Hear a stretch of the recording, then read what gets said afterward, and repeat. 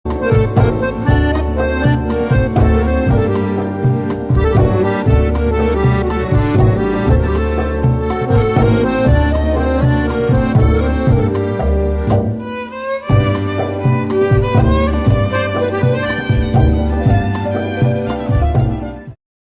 kuntum tumbuh melata, sayangnya merebah di pohon cemara. Assalamualaikum, mulanya kata, saya sembah pemuka bicara. Sebelum kita pergi ke bahagian yang terpenting, eloklah kita tahu apakah itu pantun terlebih dahulu. Pantun adalah sejenis puisi tradisional Melayu yang wujud sejak zaman berzaman lagi. Mengikut sejarah, pantun wujud dalam zaman di mana masyarakat Melayu tidak tahu menulis dan membaca lagi. Pantun terdiri daripada 4 baris dalam serangkap, 4 perkataan dalam sebaris, mempunyai rima ABAB dan setiap rangkap terbahagi kepada 2, iaitu rangkap pembayang dan juga rangkap maksud. Berikut merupakan peranan ataupun fungsi pantun dalam budaya Melayu. Antara peranan pantun dalam budaya Melayu ialah pertama, alat memberi nasihat. Pantun berperanan untuk memberikan nasihat dan tunjuk ajar terutama kepada generasi muda kita, golongan tua yang kaya dengan pelbagai nasihat dan pengalaman hidup serta amat peka dengan perubahan sesuatu perkara.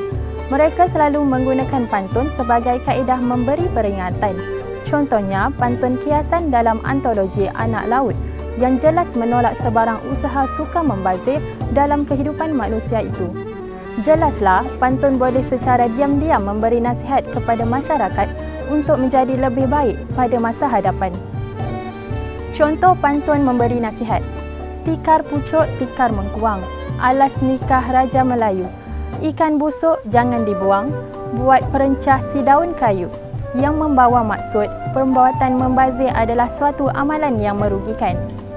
Pantun agama ialah pantun yang mengandungi akidah, hukum dan keimanan kepada Allah. Pantun agama juga merupakan pantun yang menerangkan tentang keagamaan dan ketuhanan, pahala, dosa dan akhirat. Pantun ini juga menyeru umat Islam untuk melakukan ibadat dan taat sentiasa kepada Allah Subhanahu Wa Taala dan melakukan perkara yang disuruh dan meninggalkan segala larangannya. Pantun ini memberitahu umat Islam untuk sentiasa melakukan perbuatan yang dilakukan akan mendapatkan pahala. Contoh pantun, jalan-jalan keliling desa, tidak lupa mampir ke sawah. Bersenang-senang boleh saja, tapi jangan lupa beribadah. Kasih pada ibu, taat pada bapa. Baik tingkah laku, Allah amat suka. Pantun juga dicipta oleh masyarakat Melayu untuk tujuan hiburan. Pada zaman dahulu, masyarakat Melayu tidak mempunyai saluran atau media yang canggih untuk menghiburkan hati selepas penat bekerja atau sebagainya.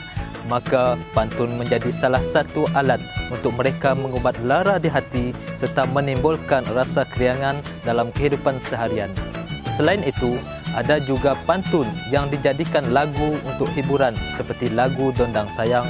Masyarakat Melayu juga akan berhibur dengan melafazkan pantun-pantun bersifat jenaka atau mengusik. Contoh pantunnya ialah Tuan Puteri memasang panjut, Dayang tolong menghalau lalat, kucing tidur bangkit terkejut, melihat tikus pandai bersilat. Pantun sering digunakan dalam setiap aspek kehidupan masyarakat Melayu termasuklah aspek perundangan. Masyarakat Melayu turut menggunakan pantun untuk memberi pengetahuan mengenai pentingnya undang-undang dalam masyarakat. Undang-undang yang berasaskan perlembagaan ini perlu diterima dan dipertahankan kedaulatannya. Tanpanya, negara tidak dapat mencapai keamanan dan kestabilan. Undang-undang penting untuk mengawal dan mewujudkan suasana yang aman, stabil dan makmur. Undang-undang juga dapat menjamin kehidupan masyarakat yang teratur tanpa sebarang kekacauan. Contohnya dalam pantun berikut. Negara aman ketangkasan polis bertindak menggadai nyawa memangkeras jenayah. Polis dan pemimpin berjiwa patrioti apabila berjuang tidak mengalah. Masyarakat Melayu sering menggunakan pantun sebagai medium untuk menyebarkan pengetahuan. Pantun jenis ini kerap digunakan untuk menyebarkan ilmu berkaitan sesuatu pengajaran, bagi memudahkan masyarakat atau anak-anak untuk meminati pembelajaran. Tujuan pantun yang berbentuk pendidikan ini adalah satu cara untuk mendidik masyarakat atau anak-anak mendalami ilmu pengetahuan. Antara contoh pantun yang berbentuk menyebarkan pengetahuan adalah seperti berikut. Mudahnya mata ingin berkaca bila teringat kekasih bayangan. Orang berjaya rajin membaca, tambah pengetahuan, luaskan pandangan. Selain itu, pantun juga berfungsi sebagai alat untuk mencurahkan perasaan. Umumnya, jika berhujah tentang perasaan, terdapat pelbagai jenis perasaan seperti perasaan marah, sedih, kasih, dan rindu.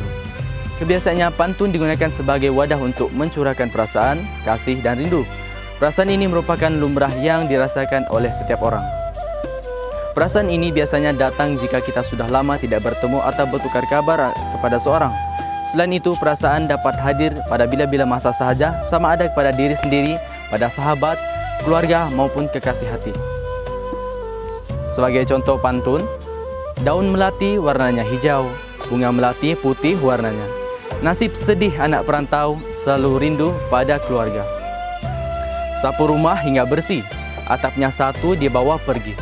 Tatap mataku wahai kekasih, cintaku satu takkan terbahagi. Pantun juga mempunyai fungsi yang tersendiri dalam upacara adat istiadat. Salah satu contoh yang paling dekat dan masih diamalkan sehingga kini ialah pantun dalam adat perkahwinan. Mengikut budaya orang Melayu, pasangan yang ingin melangkah ke alam rumah tangga perlulah mengikut adat-adat serta fasa perkahwinan yang telah ditetapkan sejak dari dahulu lagi. Fasa tersebut termasuklah merisik, bertunang sehingga ke hari pernikahan. Hal ini demikian kerana orang Melayu mempunyai adat resam yang tinggi nilainya, maka perlulah diikut setiap aturannya. Sebagai contoh, dalam fasa merisik, wakil dari pihak lelaki akan menjual pantun sebagai pembuka bicara atau perbincangan.